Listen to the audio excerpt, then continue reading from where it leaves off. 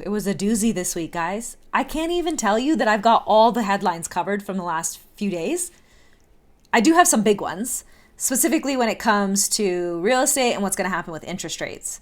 Before Trump was president, I used to have to get creative with this blog, like dig for content to put this out weekly.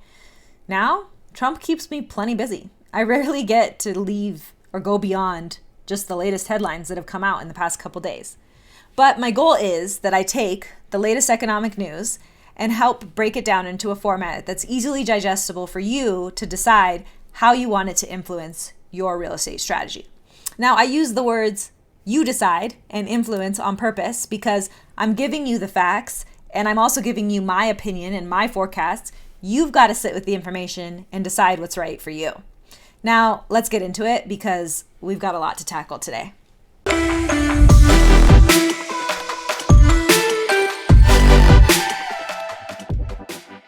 He never said that. Trump never said he wanted to fire Powell. He never had any intention to. If you thought you read a direct quote from him saying that, or heard his press secretary say the White House was looking into the legality of firing him without cause, or if you read that Trump was displeased with the Fed chair not dropping interest rates, you didn't. And it's good that you didn't, because that would be pretty catastrophic for markets in the US and globally. There has been a separation between central banks and politicians, specifically the president, on purpose. The Federal Reserve is an independent authority created to act without the requirement of endorsement from the executive branch. Presidents can bark at the Federal Reserve all day if they'd like, but they are not supposed to run it. That is an enormous amount of economic firepower that I think most of us can agree we don't want mixed up with politics. If Trump had fired Powell and replaced him with someone who does whatever he says, which today would be dropping the federal funds rate, then essentially Trump would be president of the Federal Reserve as well. His advisors told him to back down, and in the only part of this week's news that was really shocking, he listened. They might have also pointed out that it doesn't make much sense because he'd still have to deal with the other Fed chairs, who pretty much all of them are in agreement that the idea of dropping interest rates in the face of rising inflation is not a good one. So, mortgage bonds regained their footing by Tuesday, leading to fairly stable rates for the rest of the week. But on a side note that I think is important to consider, Powell's term ends in May of 2026. So either way, Trump is going to get the opportunity to appoint a new president of the Federal Reserve. Student loans. Another straightforward issue that became polarized through the use of political rhetoric. If you take out a debt, you repay it. It's really not that controversial, except that we've been in a period of leniency since the pandemic. Actually, I should say that we've been in a period of confusion since 2022, where candidates promised forgiveness, loans were in deferment, and borrowers were generally unsure of what the requirements on this loan were. This loan that they probably took out when they were 18 years old with very minimal financial knowledge of how loans that are not on a fixed rate and fixed term actually work. It's easy to say they should have been paying it, but you might be able to imagine also that it would kind of suck to pay your loans off the day before they get forgiven. Because if you do pay them the day before they get forgiven, you don't get a refund. Well, on Tuesday, the administration made a swift change that impacts 5.3 million borrowers currently in default on their student debt. They will use involuntary collection beginning immediately to get these debts repaid. This means they can seize up to 100% of your federal tax refund. They can also take up to 15% of your take-home pay, even if that's in the form of a federal benefit or Social Security. They can garnish up to 15% of your wages, even if they come from a private company.